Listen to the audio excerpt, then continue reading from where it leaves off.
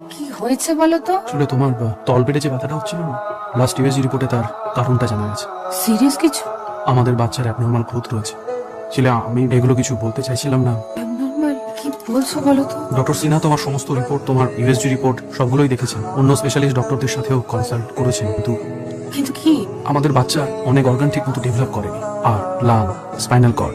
না, ডাক্তার ওরকম অনেক কিছু বলে, ওসব শোনার দরকার নেই। রোজ কত মেয়ের বাচ্চা হচ্ছে, শুধু আমার বাচ্চা বেলা অসুবিধা নাকি? আরে এই তো কদিন আগে কাল মায়ের কি হলো, জ্বর হলো না, ডাক্তারের কাছে গেল নাকি নিজের দোকানে গেল, ওষুধ কিনলো, এনে নিল, ঠিক হয়ে গেল। ওর ডাক্তার অনেক কিছু বলে, আমি একদম ঠিক আছি, আমি ঠিক মতো খাওয়া দাওয়া করছি, আমার পেটে কোনো ব্যথা নেই। এই দেখো, আমি দেখে নেবো, কিছু হলে নিতাম আমি। স্নিগ্ধা, বাবু প্লিজ বাচ্চাটা হয়তো 9 মাসের জার্নিও শেষ করতে পারে। প্লিজ বলুন, প্লিজ প্লিজ প্লিজ। ভগবান হয়তো চাই না বাচ্চাটা পৃথিবীতে আসুক। ওর হার্টই ঠিক মতো ডেভেলপ করেনি। বাচ্চাটাকে অ্যাবর্ট করতে হবে স্নিগ্ধা, না হলে তোমার লাইফ রিস্ক হয়ে যাবে।